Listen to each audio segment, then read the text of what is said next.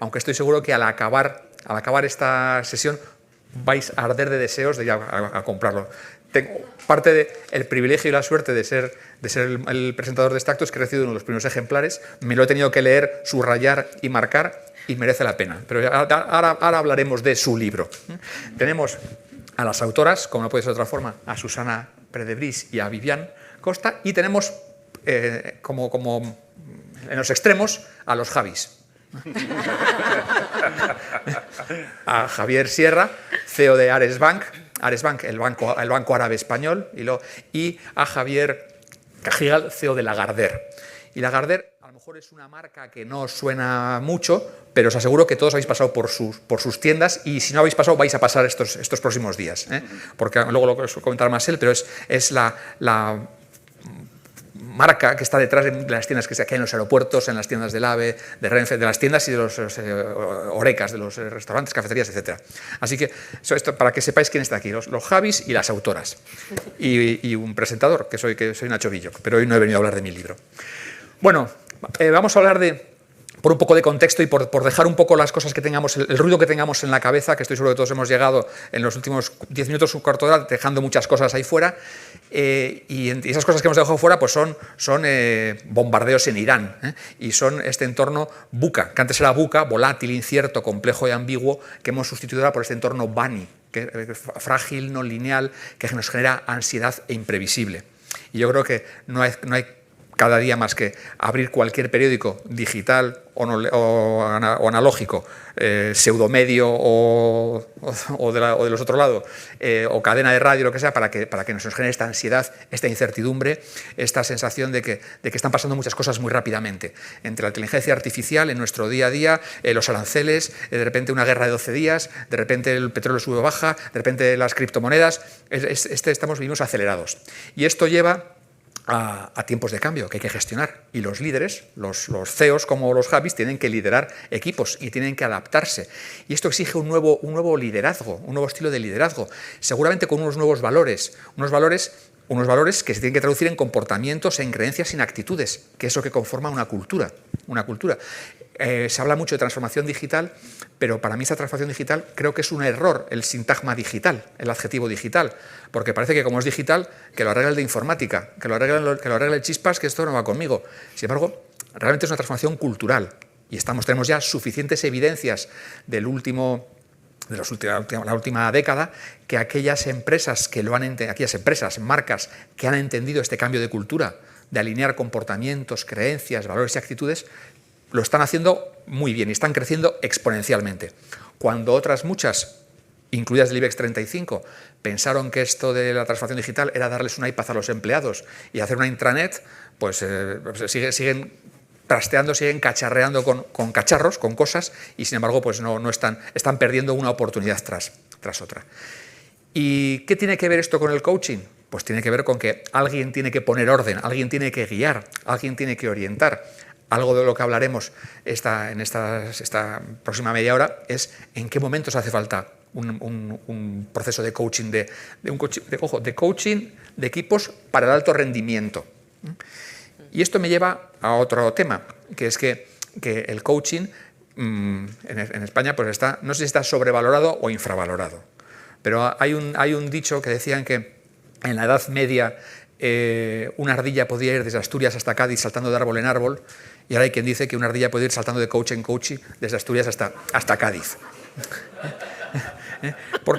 Porque bueno, hay coaches en la voz, hay coaches de vida, hay coaches holísticos, hay coaches de PNL, hay coaches sistémicos, hay coaches a la luz de la luna llena, hay coaches con final feliz, hay coaches...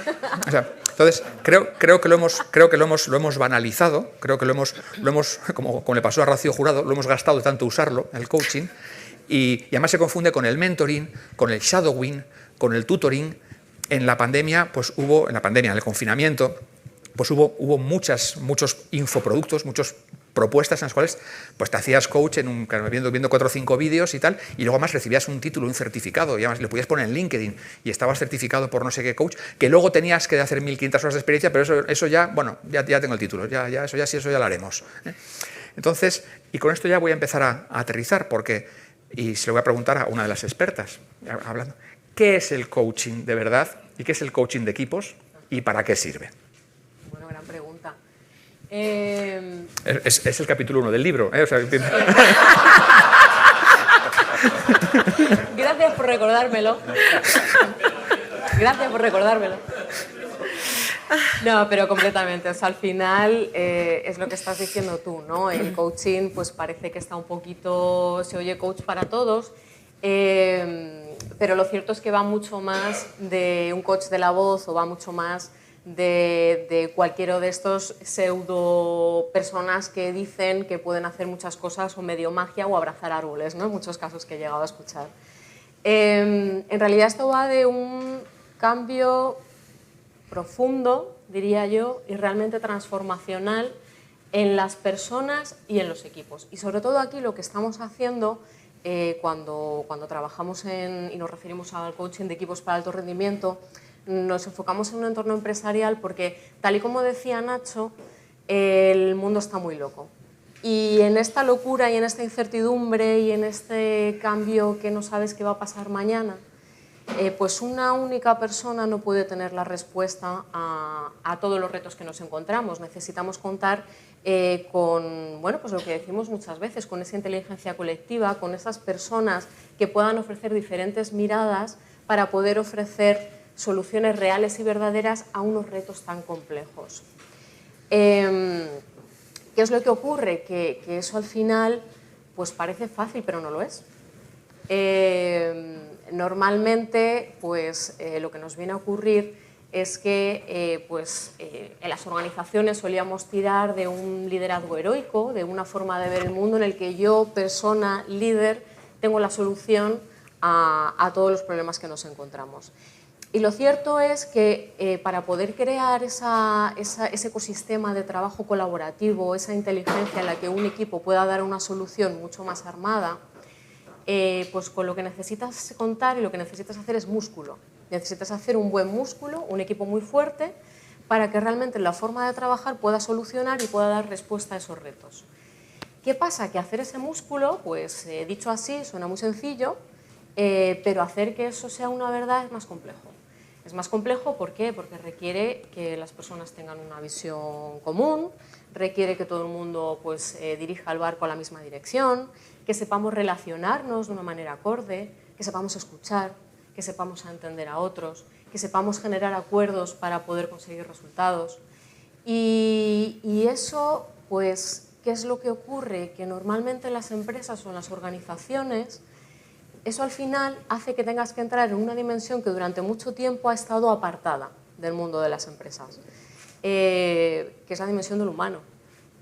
Y hablar de temas humanos, hablar de temas de personas, parece que no estamos siendo serios y parece que no estamos hablando de cosas que realmente aportan business.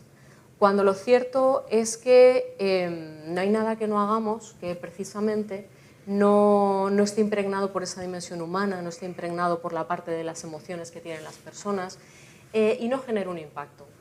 Cuando dos directivos en un comité de dirección no se hablan, por ejemplo, porque no tienen una buena relación, eso cae en cascada directamente en la organización, no se habla en esos departamentos. Cuando dos personas colaboran, trabajan en conjunto, eso cae en cascada en la organización. El comité de dirección, que es sobre todo en lo que nos centramos mucho en el libro, en nuestra experiencia, al final es el equipo clave dentro de una compañía porque es la que genera la estrategia y es, además, el que crea esa cultura de la empresa. Entonces, cuán fuerte esté, cuán armado esté, mejor será esa empresa, mejor será esa cultura, ¿no? Entonces, trabajar esa dimensión humana que tanto tiempo ha estado denostado en las empresas, pues muchas veces lo que produce es, pues en cierto sentido, miedo, ¿no? Porque es una gran desconocida. Vamos a hablar de personas, vamos a hablar de relaciones, vamos a hablar de emociones, de cómo estas contribuyen a tomar mejores decisiones, pero como yo no sé cómo hacerlo, pues eso genera miedo y el miedo genera barreras y las barreras al final pues generan etiquetas, ¿no? Y entonces pues se tiende a pensar que el coaching no es lo que realmente es. ¿Y qué es? Pues es ni más ni menos que acompañar a equipos que están en entornos de alta exigencia, a ayudarles a entender dónde están, a generar conciencia de qué necesitan y a acompañarles en ese camino pues para poder conseguir mejores resultados. Pero no solo mejores resultados económicos, sino valor, generar valor tangible, intangible, y al final en todo ese ecosistema de relaciones con el que se mueve. Un comité de dirección tiene un impacto brutal, no solo en su compañía y las personas que trabajan en esa organización, sino pues de cara a sus clientes, de cara a sus consumidores, de cara a sus proveedores, a la sociedad en general, ¿no?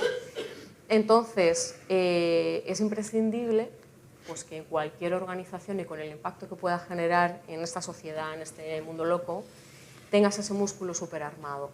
Y el coaching lo que hace ni más ni menos es trabajar eso. Y nosotros trabajamos esas tres patitas, ¿no? Esa visión alineada, esa parte relacional para que los equipos estén cohesionados, alineados y tengan las relaciones adecuadas, y esa parte pues, de acuerdos que fomenten responsabilidad, que fomenten transparencia y que al final pues, juntos puedan conseguir pues, unos resultados de valor exponencial. Fenomenal, Susana. No sé si te has dado cuenta la de cantidad de cosas que ha dicho. Intento recordar algunas, pero es que has hablado de impacto, has hablado de equipos de alto rendimiento, has hablado de emociones, has hablado de que parece que es fácil, pero que no es tan fácil, has hablado de método. Yo te estaba escuchando y me estaba viajando en el tiempo. Yo pues he pasado 30 años en la rueda del hámster de la vida corporativa. Algunos los compartí contigo, Javi, hace unos años.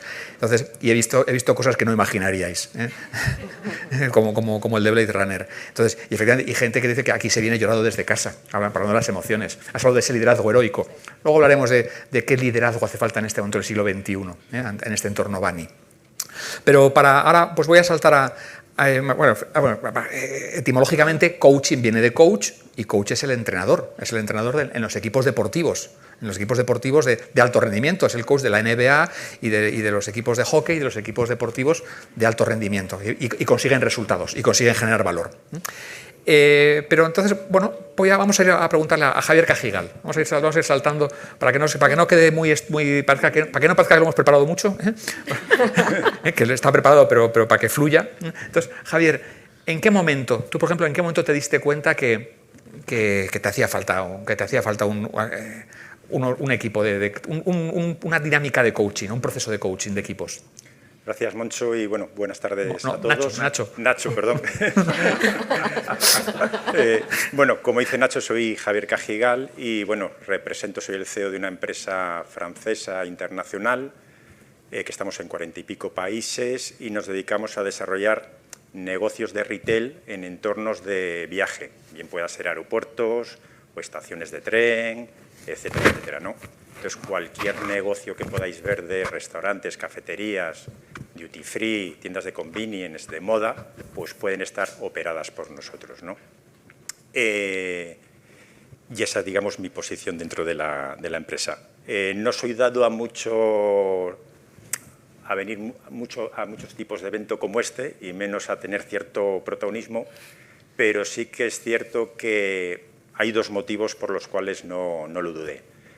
Uno es que una de nuestras marcas son las tiendas Relay, estas que son rojas, que habréis visto seguramente cuando viajáis, que históricamente eran tiendas de producto editorial, de prensa, revistas, libros, más tabaco.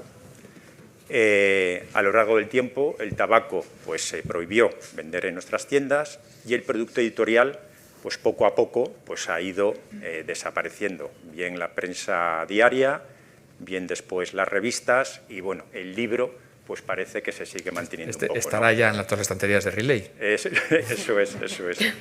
Entonces, bueno, para mí el nacimiento de un libro pues es algo que me emociona muchísimo y que siempre emocionalmente voy a estar vinculado a ello y siempre voy a apoyar, ¿no? Y dos, el siguiente motivo, claramente, que me llamó Susana en representación de Talengo y no la pude decir que no después de todo lo que hizo por mi empresa. El por qué nos animamos a hacerlo. Tengo un comité de dirección que lo representamos 8 personas, bastante estable, es decir, que no ha habido rotación en los últimos años, y veíamos que el comité no evolucionaba. Había ciertas creencias, habría ciertas barreras, habría también ciertos pactos no escritos para no cuestionarnos y, por lo tanto, pues no evolucionábamos. Y entonces, bueno, yo soy una persona que siempre he creído muchísimo en el desarrollo personal y profesional y dije, bueno, yo creo que es hora de enfrentarnos a una situación como Ayudaos por Talengo nos desarrolle personal y profesionalmente, ¿no? El mayor reto de todos fue convencer al comité de dirección que estuviesen dispuestos a meternos en un programa como este, porque no es fácil, no todo el mundo está dispuesto a exponerse, a cuestionarse y hay que ser, la verdad, muy humilde para aceptarlo, ¿no? De los 8 que éramos, 6 costó, pero dijeron que sí, y 2 pues no estaban por la labor, ¿no? Entonces yo comenté, mira, este es un programa que lo hacemos o el comité de dirección o no lo hacemos ninguno, porque si no después va a quedar totalmente desequilibrado, con lo cual o lo hacemos todos o no lo hacemos ninguno.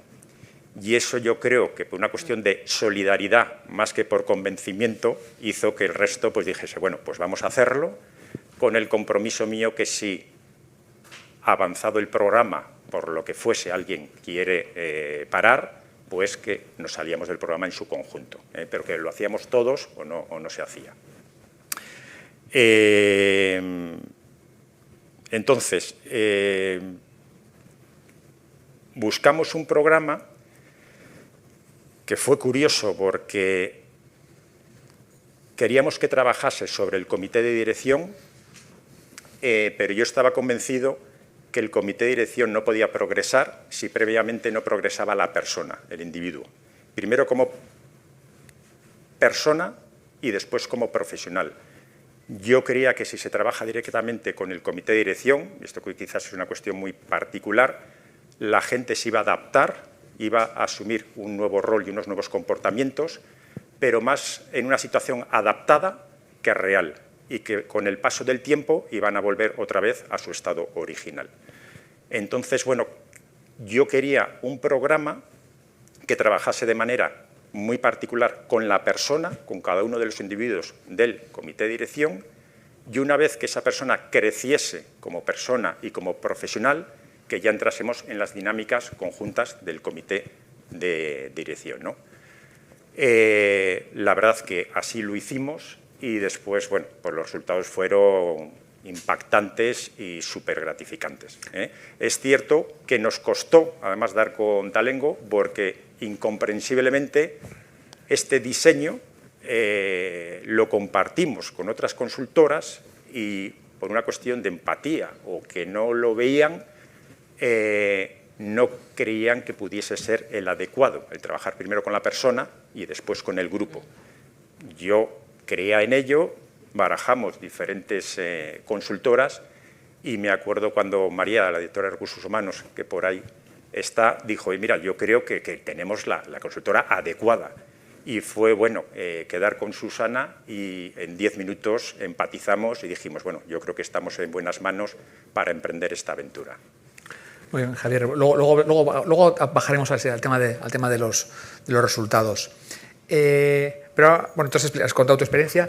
Javier, tú, más allá de... Yo sé que tú las has tenido pardas, ¿eh? Desde la fusión de BBVA y lo que nos pasó a muchos, luego tu desembarco en el Royal Bank of Scotland, en el que creo que había 200 y quedaban 4 y en desbandada y tal. Tú, ¿cuándo, en fin, más allá de esas casuísticas que desarrollar si quieres, pero ¿cuándo crees que es necesario o es oportuno abordar un proceso de coaching de equipo? Y fíjate, te diría... Y se me ocurren los dos extremos, a lo mejor no es ni blanco ni negro.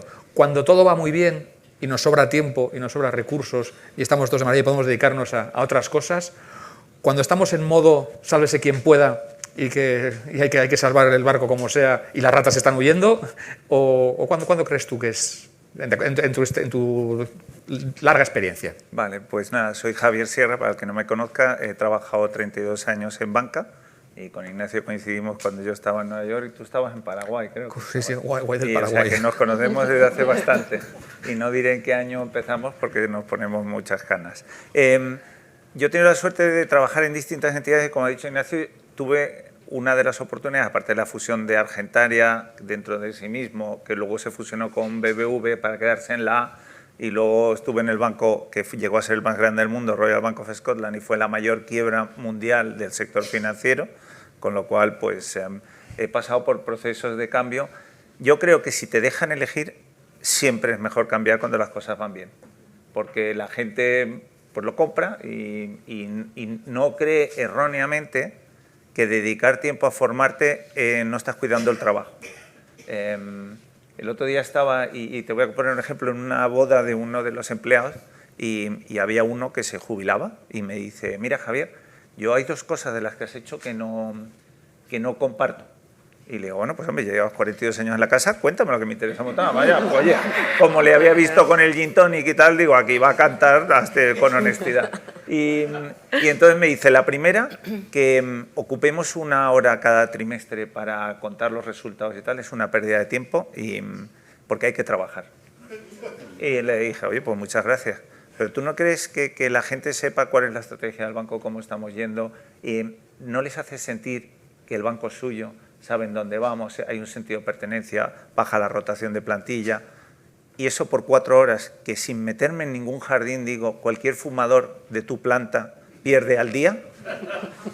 Coño, pues no había pensado. Digo, y además el pitillo va con un cotilleo que no lleva nada bueno. Entonces digo, vamos a aterrizar los temas. Y la segunda cosa, que 3 veces al año o 2 hagamos un evento de team building, que es irnos a la una para trabajar, hace que los equipos se conozcan mejor, que haya confianza, que sientan que pertenecen a un banco, que el banco invierte en ellos. Entonces, si puedes, siempre en los momentos donde las cosas van bien, porque la gente tiene menos preocupaciones en la cabeza. Cuando va mal, lo tienes que hacer, pero cuando haces las cosas un poquito forzado, pierdes el foco, ¿no? Y la gente pues está a veces pensando en buscar otro trabajo y ahora pues ven que es parte de una reinversión en ellos de los beneficios y al mismo tiempo tienen que, hablando de lo que decía Javier, mi propuesta no fue tan generosa porque no quería, soy muy comprensivo, pero hay veces que no hay que dar a elegir porque es peor. Y entonces les dije, vamos a hacer una cosa, yo me someto a los mismos cuestionarios, a los mismos feedbacks en público, yo estoy con vosotros y os tengo una promesa. Nada de lo que salga de este programa, Rafa lo sabe, va a ser usado nunca en ninguna valoración vuestra. Esto es una isla, esto es un regalo y aquí dentro estamos y empezamos a sacarlo del banco, a hacer las sesiones fuera del banco y el ambiente cambió. Entonces, al final tú lo decías, humanismo, si es que tus clientes son personas, tus accionistas son personas, tus empleados son personas, incluso tu regulador en el sector bancario son personas. Es que el que no crea que hay que ser humanista es que no se ha enterado de nada y no le va a ir bien. No, me gusta esa idea de que lo que pasa en Las Vegas se queda en Las Vegas, o sea, de sacarlo fuera del entorno corporativo y que no tenga otras implicaciones. Fíjate, te estaba oyendo hablar, digo, y te estaba conectando, fíjate que neurodivergente soy, que digo, San Ignacio de Loyola, jesuita, y esa máxima jesuítica de en tiempos de turbación no hacer mudanza, y se me voy a hacerlo pues, cuando está bien. Bueno, entonces, y bueno, vistas estas experiencias prácticas, algo que recoge el libro es, además de un estricto rigor metodológico, que escuchando a la señorita de la editorial, efectivamente pues está muy bien curado el contenido y el marco conceptual, como es propio de la editorial Síntesis, recoge la experiencia práctica de estas dos profesionales, de muchos años y muchas sesiones. Y de hecho hay una cosa que se llama instantáneas de equipo, que convenientemente anonimizado, no he conseguido identificar qué empresa es, pero en algunas digo, yo creo que sé quién es, pero bueno, en las cuales se recogen esas experiencias prácticas. Vivian, desde tu experiencia, y después de haber oído a los Javis, ¿cuándo crees que es el momento oportuno, tú desde el punto de vista teórico, conceptual, como profesional, para abordar un proceso sistémico de coaching de equipo de alta dirección? Muchas gracias, Nacho. Yo primero quiero empezar agradeciendo a todas las personas que habéis venido aquí, porque hoy ha sido un día que hay muchísimo viento, que está lloviendo y veo muchísimas caras muy familiares, y mi gratitud por este espacio que estamos compartiendo. Y yendo al lío. Un proceso de coaching no es un proyecto de lujo que se utiliza cuando te sobra presupuesto, y tampoco es un salvavidas tardío cuando el barco se está hundiendo. no es ninguna de las dos cosas. Un proyecto de coaching es una apuesta estratégica que hace un CEO y un comité de dirección para decidir el rumbo que quieren tomar como equipo. Por una parte, la mayor parte de las decisiones que nosotros vemos que se toman cuando hay que hacer un proceso de coaching, la hacen los CEOs, como los Javis. Casi siempre son los CEOs, el 70-75%, y el resto suelen ser direcciones de recursos humanos que lo elevan y el CEO compra el reto, ¿no? Aquí, por lo que he escuchado de los dos, Javis, estáis en la situación que yo le llamo la ventana proactiva, que es la mejor situación que se puede encontrar un coach de equipo, ¿vale? La ventana proactiva, que es cuando el CEO decide que quiere preparar al equipo de manera proactiva porque identifica que existen una serie de retos, una serie de desafíos que hay que empezar a abordar desde formas diferentes de gestión. Es decir, lo que nos ha traído hasta aquí no nos va a llevar hasta allí, ¿no? O dicho en palabras de Albert Einstein, el problema que tienes en la cabeza no se puede solucionar en el mismo nivel de conciencia en el que lo has generado, ¿no? Entonces, este tipo de CEOs identifican que es importante hacer esa inversión antes de que llegue la crisis, y lo que tenemos es que tenemos un equipo totalmente preparado para abordar desafíos que están por venir. Y ese es el mejor escenario, la ventana proactiva. Luego existen dos que son muy habituales y que tienen que ver más con temas estratégicos, ¿no? Uno es cuando son procesos de fusiones, adquisiciones, reorganizaciones o spin-off. Y en este tipo de procesos el coaching suele ser una excelente herramienta, porque los que hayáis pasado, y seguro que en esta sala hay más de una persona, porque estoy viendo caritas y sé que la hay, que hayáis pasado por este tipo de situaciones, pues lo primero que ocurre en un proceso de fusión o de spin-off es que falta confianza en el equipo directivo. La gente está más pendiente de vigilar que la silla no se la mueva, y un equipo directivo sin confianza no avanza. Entonces, lo primero que hace un coach de equipo es trabajar la confianza del equipo. Entonces, esa es una situación específica donde sin duda amerita hacer un proceso. El segundo es cuando existe un cambio en la estrategia de la compañía por un reposicionamiento de la marca o por un cambio en el mercado, porque entra un nuevo competidor, porque salen competidores, un cambio, que puede ser incluso los propios consumidores cambian los hábitos, ¿no?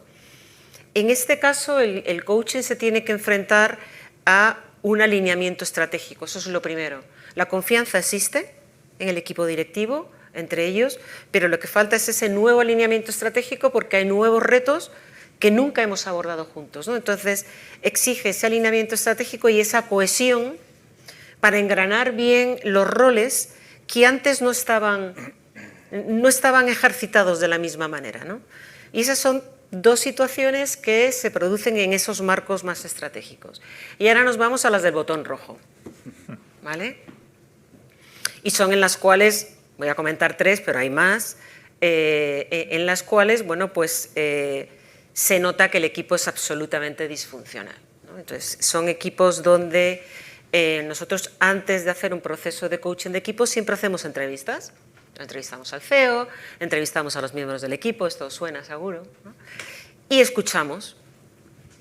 Y entonces empiezas a escuchar que te dicen, oye, es que en este equipo no se cumplen los compromisos. Entonces lo que ocurre es que las reuniones del comité de dirección son maravillosas, todos salimos con unos compromisos que cumplir, pero cuando llegamos al siguiente comité de dirección, más de la mitad no han hecho los compromisos que decían que iban a hacer, y además volvemos a abrir los mismos melones. Es decir, el equipo directivo no avanza. Otra de las situaciones es el micromanagement y la cautela. Cuando existe mucho micromanagement en el equipo directivo hacia abajo y existe cautela en el propio comité de dirección, es decir, a los miembros del comité de dirección no les gusta levantar la alfombra y ver lo que hay debajo. Y por lo tanto las conversaciones no son francas. Aquí es muy importante hacer un proceso donde se articulen conversaciones valientes y se limpie esa mochila que todos traemos, porque sin esa mochila no va a haber colaboración, y la cohesión de un equipo directivo no se puede camuflar. La cultura lo nota, la compañía lo nota. Y otra de las situaciones es cuando existe una estrategia, pero no está clara. Para el CEO está clara, pero curiosamente cuando nosotros entrevistamos a los diferentes miembros del comité de dirección, escuchas cosas totalmente distintas. Cuando le dices, oye, ¿cuáles son las claves estratégicas? Y cada uno te cuenta claves estratégicas distintas, dices, Houston, aquí tenemos un problema. Básicamente porque lo que hacen es, obviamente, cada miembro del equipo directivo traslada lo que él cree que es la estrategia. Resultado, tenemos un caos organizativo importante. Entonces, en este tipo de situaciones del botón rojo, que yo le llamo del botón rojo, el momento para empezar un coaching de equipos es ayer. El segundo momento para empezar un coaching de equipos es hoy. Porque si no, llega un momento en que los síntomas repercuten e impactan en resultados. Y esos resultados impactan en la cultura. Y fijaros, yo hace tiempo escuché a un speaker muy famoso que se llama Nacho Villoch, no sé si lo conocéis, que dijo algo que a mí se me quedó en la retina porque se ve en los procesos de coaching de equipos. Y él dijo algo así como, la cultura es una sombra. Si no cambias la sombra, no cambias la cultura. Entonces, la cultura de una organización la definen los líderes. No la define la gente que está en la base. Y si los líderes no están claros en esa transmisión de cultura, es imposible crear una buena figura. Sí, bueno, gracias por la mención. Yo, sí, es una metáfora que utilizo con frecuencia, que es que la cultura es como una sombra. Y no puedes cambiar una sombra, o mejor dicho, una sombra solo puedes cambiarla de dos formas. Una sombra es algo intangible, es algo que no puedes decir, cámbiate, como le pasaba a Peter Pan, que la sombra iba por libre. Tienes que cambiar o el foco de luz que genera esa sombra, y de hecho muchas culturas tradicionales, cuando le hemos puesto el foco digital, como decías tú, desde estos cambios de mercado, son irreconocibles, o cambias el cuerpo que genera esa sombra, que es un marco de comportamientos, exacto, de creencias, de valores y de actitudes. Y eso sí que se puede cambiar. Pero los valores es muy fácil enunciarlos, pero hacer que se traduzcan en comportamientos, creencias, porque requiere un cambio de hábitos y un compromiso personal, etc., y eso produce resultados. Y vamos a hablar de los resultados, porque lo mismo voy a hacer, Javier. A los dos Javieres, después de la experiencia que tuvisteis con Talengo, ¿hubo resultados tangibles? Y no me refiero solamente a que Happy Flower, Mr. Wonderful, somos todos muy amigos. Aquí en el mundo de empresa lo que no es cash es cachondeo. Entonces, y pues ahora te preguntaré a ti por el retorno de la inversión. Pero ¿hubo habido resultados en negocio de impacto? Esto, bueno, sí, sin duda.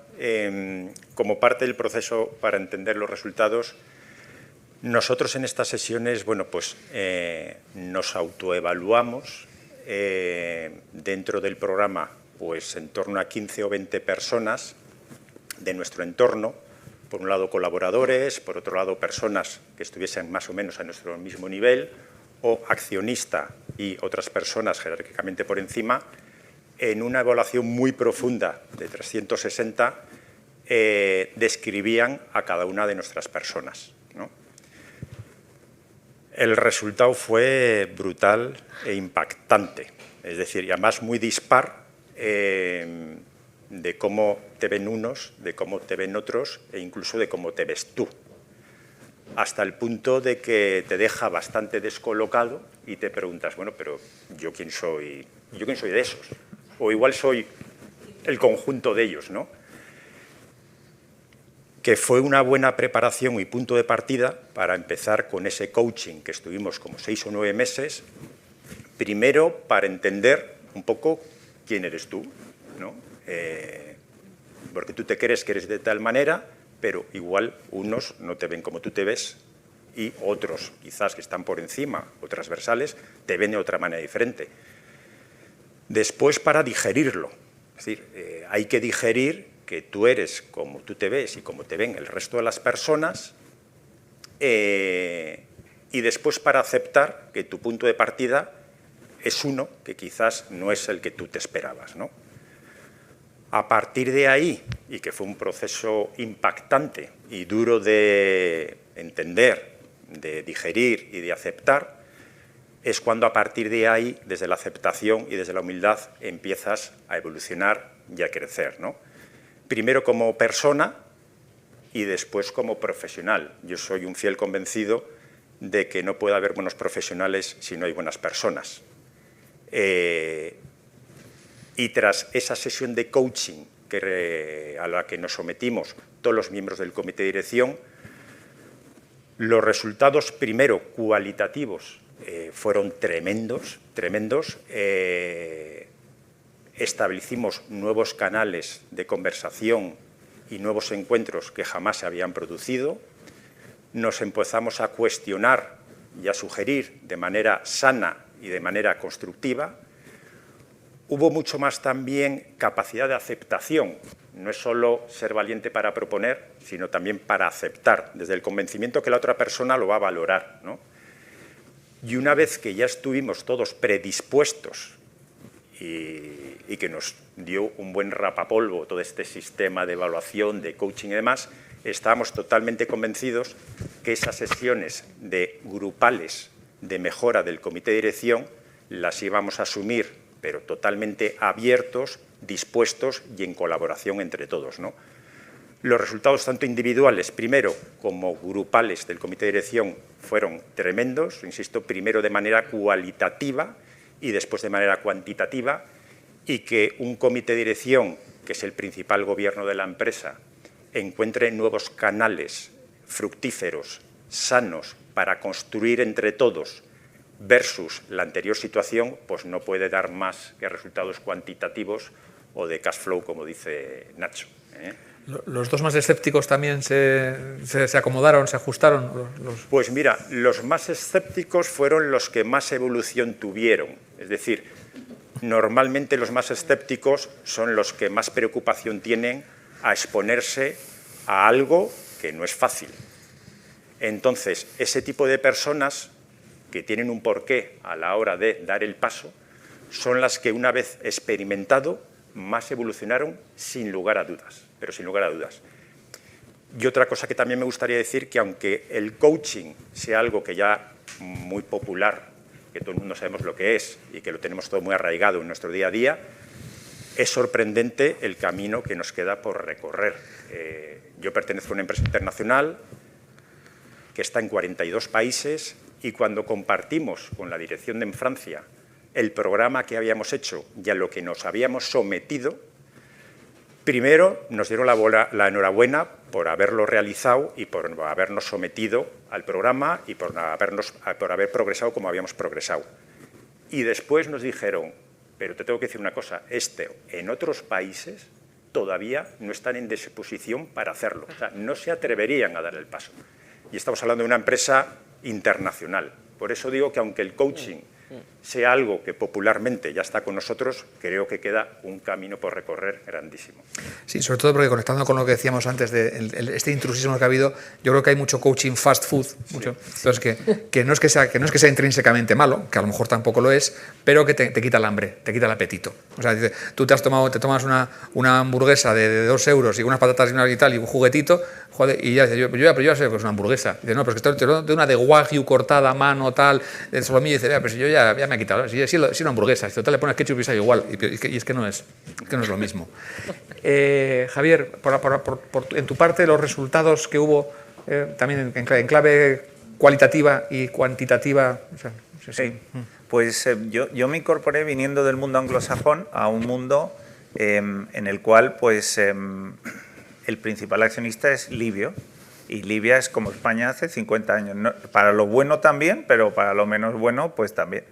Y en una cultura donde estaban los libios y los españoles. Y al final les hice ver que los españoles eran más libios en sus conductas que los propios libios.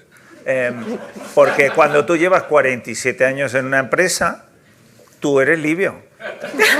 Te guste o no te guste. Y entonces lo primero que tuve que hacer es romper un sistema que había, que yo llamo radial, del Rey Sol, en el cual la dirección general estaba en el centro y las áreas venían a él y él repartía la información a quien consideraba, pero no se lo cuentes a nadie, ¿no? Información es poder llevado al absurdo.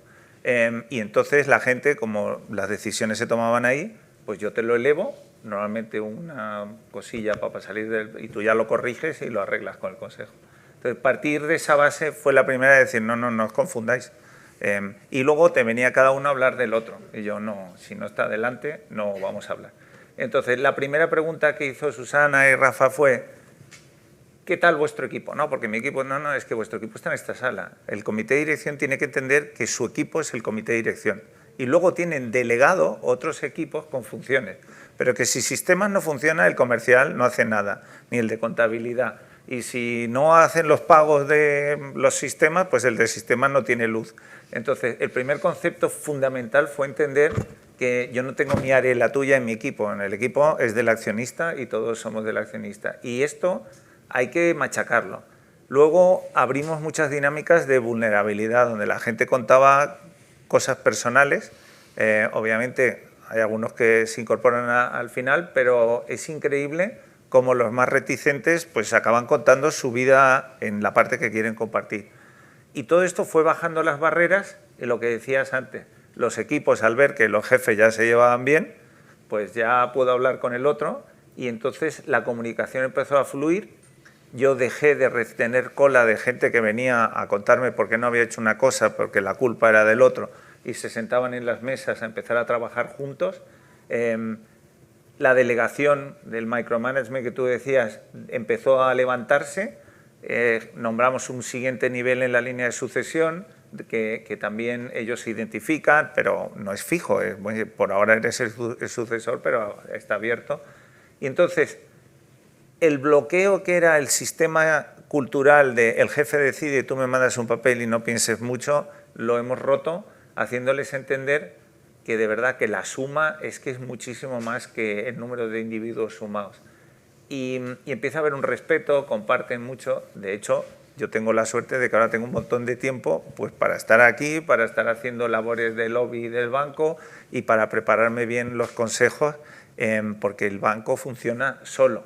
Conocen las directrices, se llevan bien entre ellos y saben que si hay un problema, tienen que venir los dos. Eso de uno y el otro, como con mis hijos, los dos delante y lo aclaramos. Porque saben que son parte de un equipo y que la opinión de uno a mí me vale exactamente lo mismo que la otra. Entonces, la parte cualitativa fue la fundamental. Una vez que construyes un equipo que entiende que si sistemas no funcionan, el banco no arranca, y que si contabilidad contabiliza mal tus beneficios, no hay beneficios, y que el regulador encima, pues si ve descoordinación, se pone muy nervioso.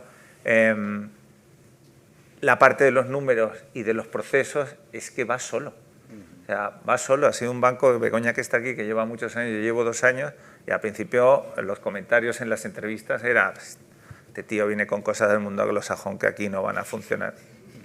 Al final lo que funciona, funciona en todos los sitios del mundo. Y yo siempre les digo, yo no soy muy listo. Yo simplemente copio muy bien las buenas prácticas.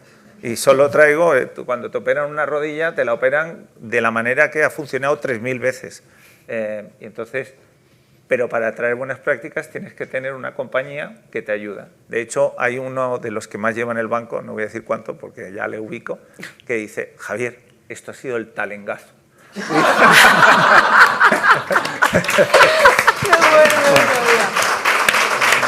bueno.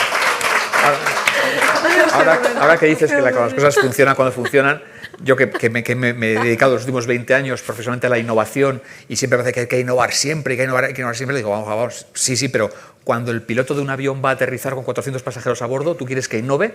Dice, no, entonces no. Entonces, o sea, hay momentos en los que hay que aplicar la receta que funciona. Y bueno, luego hablaremos de recetas, porque esto es un libro de recetas. Pero compraros el libro de Carlos Arguiñano no es un pretexto para no ir a su restaurante.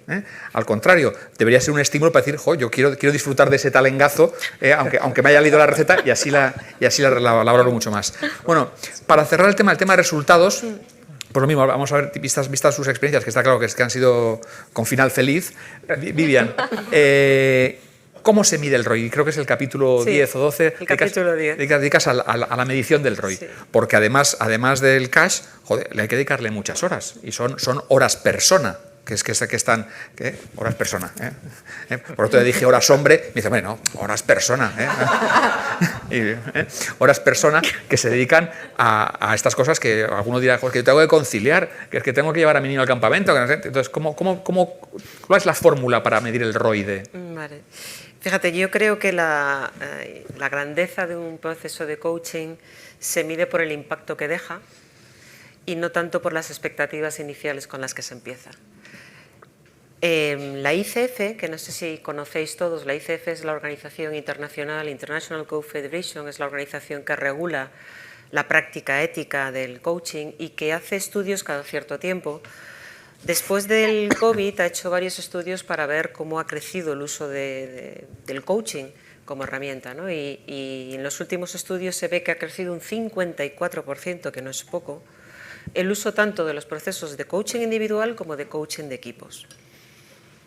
Y esto a mí siempre, de hecho está en el libro, me generó una gran reflexión en su momento. Yo fui responsable de la comisión ética cuando la ICF llegó a España y yo creo que los coaches tenemos una responsabilidad en prestigiar lo que es la profesión del coaching, porque como has dicho muy bien hay mucho intrusismo. Y un coach tiene que tener la capacidad de hablar en términos financieros. Tiene que ser capaz de hablar de las partes de las relaciones humanas, de las partes de la parte emocional, pero también hablar del impacto en los resultados financieros, porque eso es lo que preocupa a un CEO y eso es lo que preocupa a un equipo directivo. Entonces, cuando empezamos los procesos de coaching, y cada proceso es distinto, porque cada equipo, como habéis visto, tiene necesidades distintas, nosotros utilizamos dos metodologías que complementamos. Una viene de Jack y Patty Phillips, que es la del ROI Institute, y la otra viene de Larry Page, que es los OKRs. Que seguro que la de los OKRs os sonará más que la del ROI Institute, obviamente. Nosotros usamos ambas y las interrelacionamos en función del proceso y de los objetivos. Pero lo que sí es muy importante es que no se puede medir algo que antes no tienes indicadores. Entonces, muchas veces queremos medir a posteriori la eficacia del coaching y antes no hemos tenido ningún instrumento de medida. Entonces, lo primero que tenemos que acordar es qué es lo que vamos a trabajar en el coaching, cuáles son los objetivos. Si estamos hablando de KRs, cuáles van a ser esos resultados clave y sobre todo identificar si la compañía tiene indicadores actuales que nos permitan decir, oye, pues la fidelización del cliente es superior o la tasa de engagement ha crecido y tenemos menos rotación externa, porque es la única manera de poder comparar peras con peras, ¿no? Todos los procesos de coaching tienen tanto resultados tangibles como resultados intangibles. Los resultados intangibles, que son lo que habéis comentado vosotros, que están basados en se ha incrementado la confianza, hemos mejorado en la gestión de conflictos, hemos mejorado en la asunción de responsabilidades, se pueden medir. En tu caso, Javier, con la herramienta previa con la que empezasteis. Esa herramienta permite hacer una segunda medición. En otros casos, nosotros utilizamos diferentes metodologías. Una es la de Patrick Lencioni. Lencioni identifica los 5 descarriladores de un comité de dirección. Y en esos 5 descarriladores está la confianza, la gestión de conflictos. Entonces tienes un indicador intangible de un inicio y un indicador a la finalización. Siempre los resultados se tienen que medir al principio, línea base, al finalizar el proceso y al año. Más allá de un año, los resultados se diluyen y ya no hay tanto impacto. Y después, siempre hay resultados tangibles. Hay intangibles y tangibles. Y los tangibles siempre son 5. Por lo menos yo me he encontrado siempre con los mismos. Reducción de costes, incremento de beneficios, satisfacción del cliente, engagement de los empleados y productividad. Entonces, cuando tenemos esos objetivos que son tan tangibles, es donde en la fórmula del ROI, en concreto del Instituto del Coaching, se aplica. Ellos tienen una metodología donde lo primero que se mide es la reacción, el aprendizaje y el comportamiento. Son los 3 primeros niveles, que es cómo reacciona el equipo y cómo va incorporando los aprendizajes. Porque al final se trata de cambiar lo que estás haciendo. Si tú no cambias lo que estás haciendo, no cambian los resultados, nunca van a cambiar. Entonces, los 3 primeros niveles son más de formación, información y cambio del comportamiento. Y los 2 últimos hacen referencia al impacto en los resultados y al ROI. Entonces, es muy importante tener muy claro que los resultados se pueden medir, que son tangibles y que además, como dice Edward Deming, si no tengo datos, soy una persona con una opinión. Entonces, no podemos valorar el efecto de un programa de coaching por las opiniones. Porque habrá gente que te diga, pues seguro que conocéis gente que habéis estado en procesos de coaching de equipos o en coaching individual y cada uno te cuenta su película. A mí me fue bien, a mí me fue regular, uy, yo he tenido 5 coaches, de esos he tenido yo alguno, tú eres la sexta, digo, Dios, ¿no? Vaya reto, ¿no? Pero la realidad es que no ha habido un principio y un final donde digas, oye, ¿cuál es el objetivo, cuál es la meta? Vamos a medir esa trazabilidad, ¿no? Y yo creo que eso es francamente importante porque el coaching va de resultados. A través de una metodología, pero va de resultados. Y las opiniones, todos tenemos una y la mayoría apestan. Bueno, hemos visto la parte esta dura pero que hard de resultados, de métricas que son más frías. Pero vamos a volver otra vez al factor humano. Y vuelvo a ti, Susana, porque al principio has hablado de un liderazgo heroico. Javier ha hablado de vulnerabilidad, de mostrar la vulnerabilidad, y claro, los héroes, por decir eso, son invulnerables, o deberían serlo y parecerlo. Entonces, en este momento, en este cambio de época, yo soy de los que creo que esto no es una época de cambios, es un cambio de época. Tenemos paradigmas de todo tipo, de cambios exponenciales, tecnológicos, económicos, culturales, sociales, políticos, climáticos, los que queráis. Entonces, en este cambio de época, este nuevo liderazgo, que además que intuimos que... además, no sé si heroico, pero vienen vientos del oeste con un liderazgo con mucha testosterona, muy cesarista. Y cuando parecía que íbamos en la dirección de diversidad, equidad, inclusión, sostenibilidad, ESG, tal, y social y gobernanza, que parecía un camino adecuado, llevase quien llevase el pin de los socios en la solapa, de repente parece que estamos vientos de cambio. Este liderazgo del siglo XXI, para ti, ¿qué crees qué adjetivos lo definen? Pues como bien has dicho, al final estamos en un momento hipercomplicado, yo diría. Y además es curioso porque este liderazgo del que hablas, ¿no? de testosterona, es curioso porque hacia afuera puede parecer fuerte, pero hacia adentro lo que está indicando es que algo falta, ¿no? Entonces, al final tenemos que pensar, los equipos directivos, los comités de dirección son personas que están sometidas a muchísima presión. Y lo que muy comúnmente se ve en este tipo de liderazgo es una mirada, y a alguna persona le va a encantar lo que voy a decir, muy egocéntrica. La mirada egocéntrica lo que hace es un liderazgo que estás mirando constantemente hacia adentro. Que tu mirada tiene que ver con cubro mi necesidad, cubro lo que es importante para mí, voy a mis objetivos. Y es curioso porque con esa mirada hacia adentro, las personas que hay a tu alrededor se convierten en objetos e instrumentos para conseguir tus propios objetivos. Entonces, ese tipo de liderazgo precisamente lo que hace es arrasar pues, todo ese campo de cultivo que buscamos en las organizaciones con todos estos elementos que estabas diciendo, ¿no? La diversidad de perspectivas para innovar, la seguridad psicológica para generar un bienestar en las empresas, la sostenibilidad para mirar a futuro. Este tipo de comportamientos de liderazgos, que quizás no es la parte dura, pero es la parte comportamental, que es la que termina arrasando todo eso que queremos sembrar, que es lo que termina traducido en resultados, económicos y no económicos. Entonces, el liderazgo es más importante de lo que parece, ¿no? Entonces, claro, se trata al final de cómo transformar y de cómo darse cuenta que el liderazgo que necesitamos ahora no es el liderazgo egocéntrico, es el liderazgo hacia afuera. Uno tendría que hacerse la pregunta de cuál es la necesidad que yo puedo cubrir a los demás, qué es lo que necesitan los otros y cuál es ese valor que yo puedo aportar. Y si yo desde ese liderazgo me hago esas preguntas, yo ya empiezo a mirar hacia afuera y empiezo a escuchar, a hacer por entender qué es lo que necesitan otras personas, a hacer por conectar, hacer por generar ese valor que va más allá de lo que es importante para mí. Entonces es un liderazgo, y lo decía antes uno de los Javieres, humilde.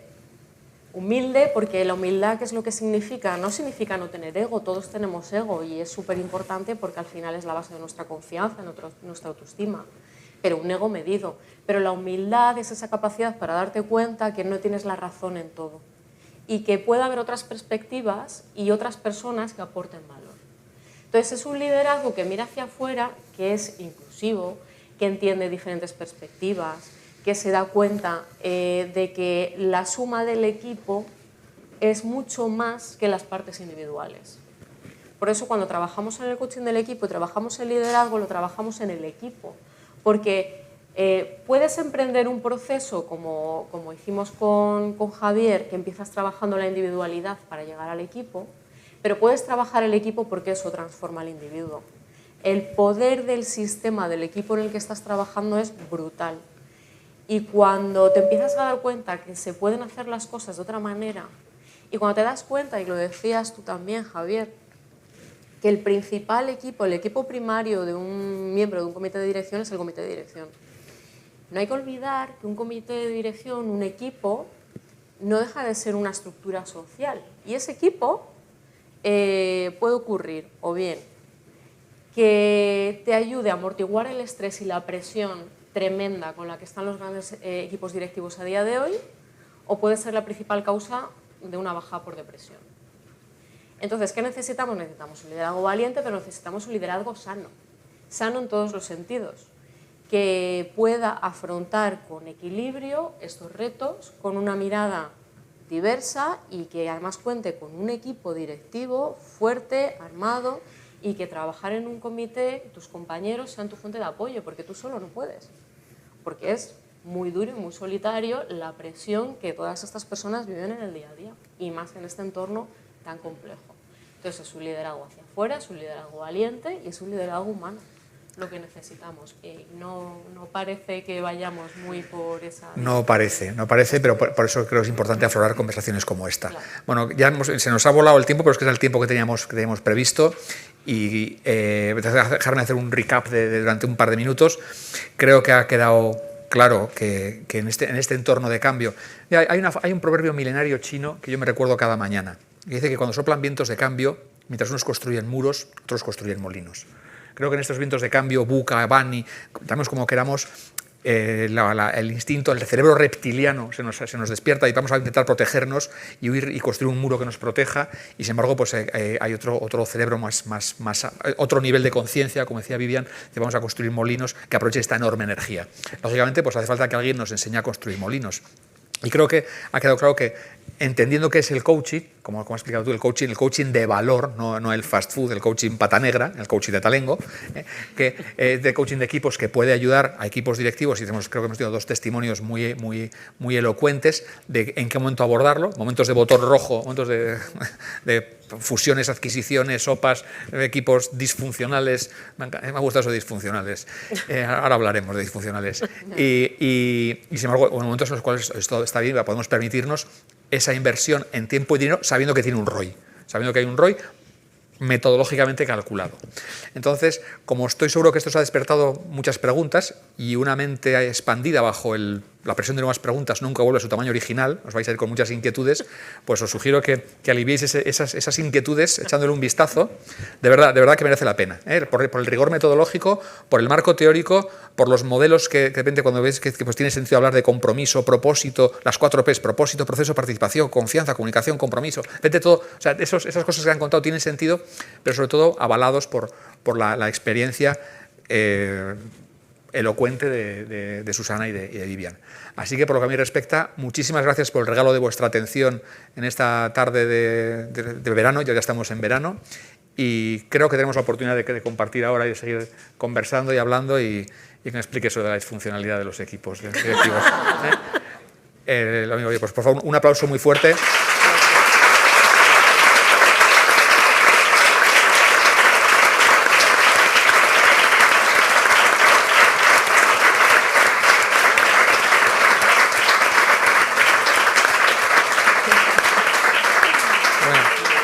Pues listo. Pues listo. Gracias.